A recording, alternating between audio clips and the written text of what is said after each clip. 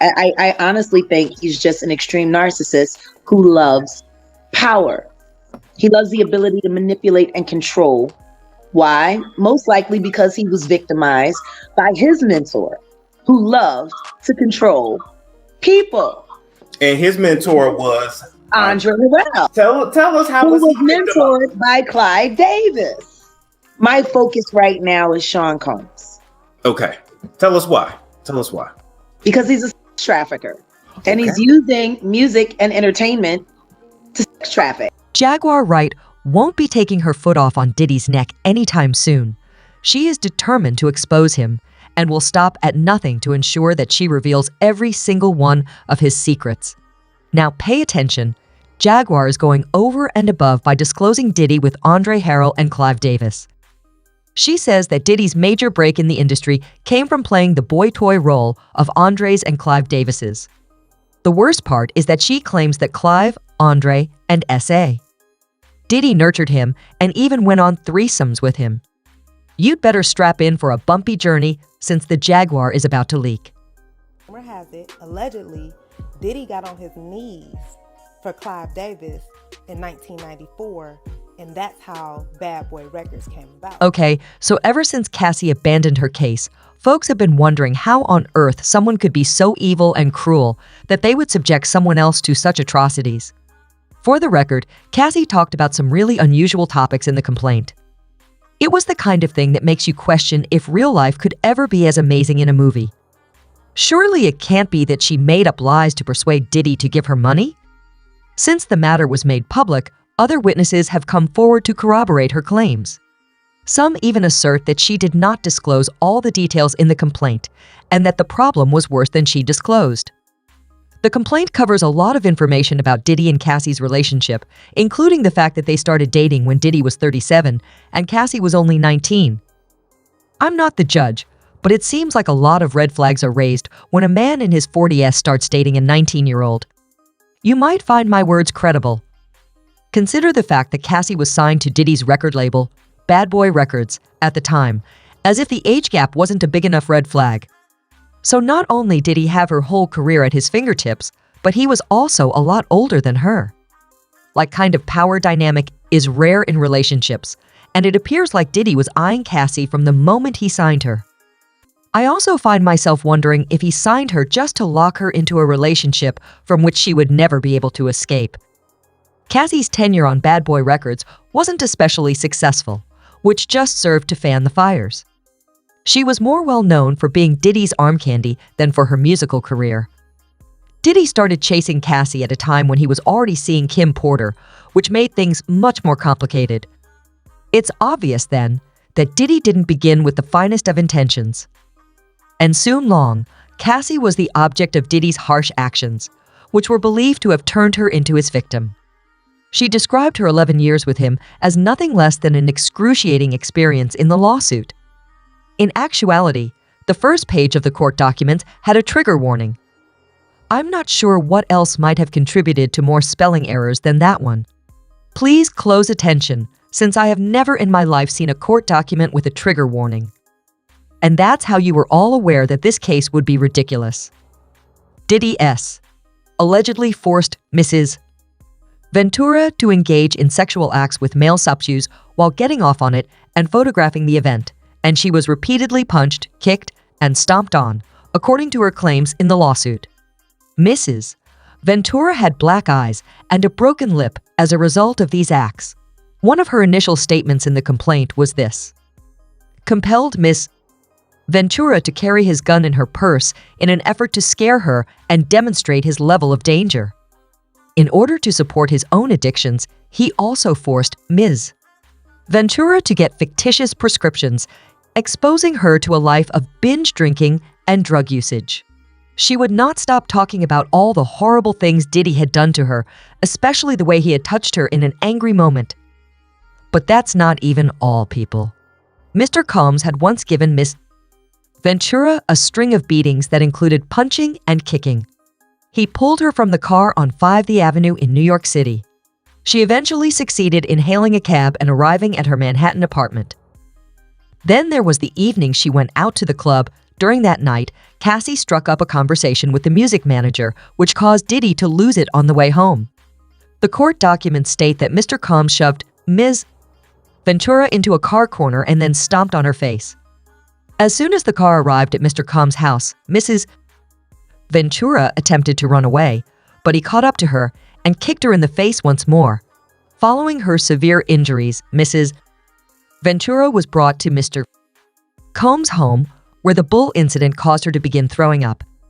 He would even touch Cassie in front of his own staff, so you guys wouldn't even be able to stop him from abusing her. Before we start accusing his staff of being Diddy's criminal collaborators, let them explain that they didn't have much of an option.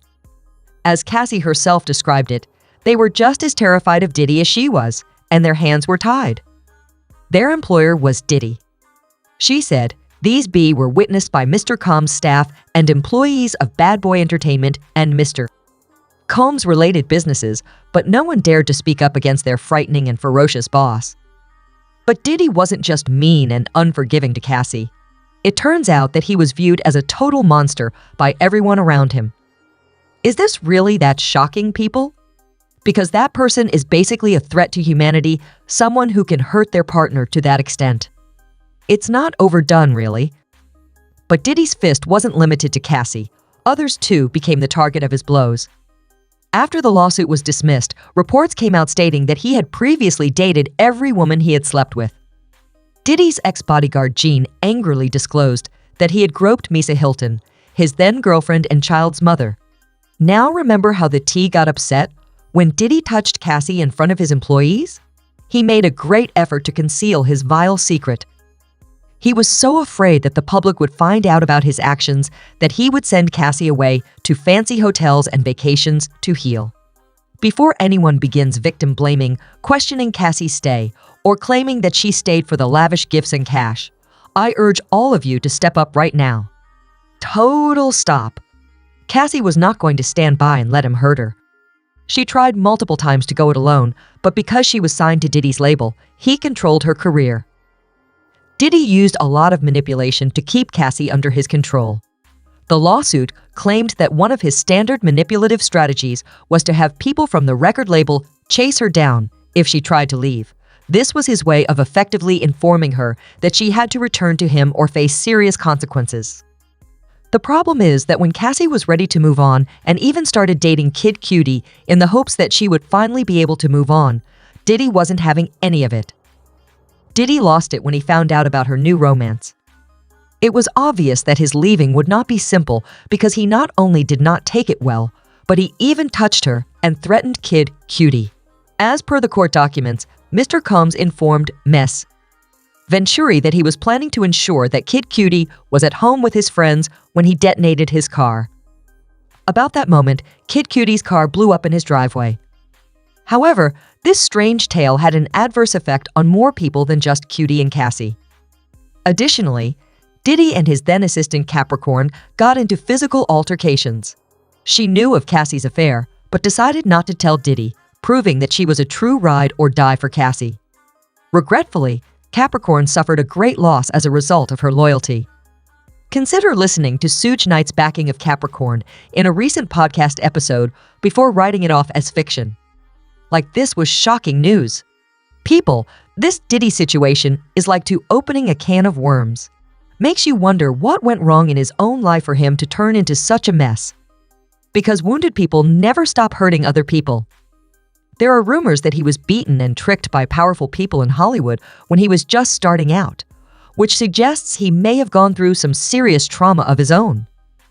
There are rumors that Diddy's early years as an intern at Uptown Records, where he received training from Harrell, may have been the catalyst for his eventual plunge into brutality. There are rumors circulating that Andre mistreated and intimidated Diddy while he was an intern. This is where things get strange, though. Rumors have it that Andre was close to Clive Davis, the influential CEO of Columbia Records and Arista. Yes, that Clive Davis. There were even rumors, if you get what I mean, that the three of them were involved in a three-way personal relationship. This three-way relationship ended after Andre fired Diddy from College City of New York after a significant dispute that turned tragic. Still, Clive backed Diddy and decided to give money for his new record label, Bad Boy Records. Someone chooses to fund your goals after a big scandal and you're firing? Yes, statistically speaking, this doesn't add up for me, especially in light of Clive's early lack of confidence in Bad Boy Records. In one interview, he revealed that Diddy had put a lot of pressure on him to finance the label. According to a blind item, Diddy replaced Andre as his boy toy, which meant that Diddy now had Andre's privileges, which is why Clive was happy to promote Diddy's label. Rumor has it that in 1994, Diddy got down on his knee for Clive Davis, which resulted in the formation of Bad Boy Records. That is, until Clive came out as bisexual, when everything clicked. It's not difficult to imagine that there is some drama going on behind the scenes between Andre and Diddy. This revelation explains how Diddy came to be in this scenario and how he landed a record deal after suffering a major setback. All of this demonstrates why the company went to such lengths to ensure his safety. He seemed to be more than just a dutiful follower. For boys with extraordinarily high connections, he was a toy. Folks, it looks like Diddy elevated the whole hurt people hurt other people narrative to a whole new level. And fans are inquiring, what? Is the monster, Clive Davis, still out there and not in the jail with Poofy and all the others who saw and knew this but said nothing? Indeed, you are right. The same player who was right is Jag. It's time you realized how much terrible these mofos are than you ever could have imagined. Respectfully speaking, Jaguar Wright has stated everything that I agree with since it all makes great logic. But even if he had introduced him or done something else, he might still have refused. Furthermore, he would have realized sooner that it was wrong to have done it, but his entitlement, ego, and psychotic conduct kept him caught in a cycle from which he thought he would eventually break free. Folks, this trauma is getting really absurd. But what are your opinions about it? Thanks for watching our video. Don't forget to like and comments.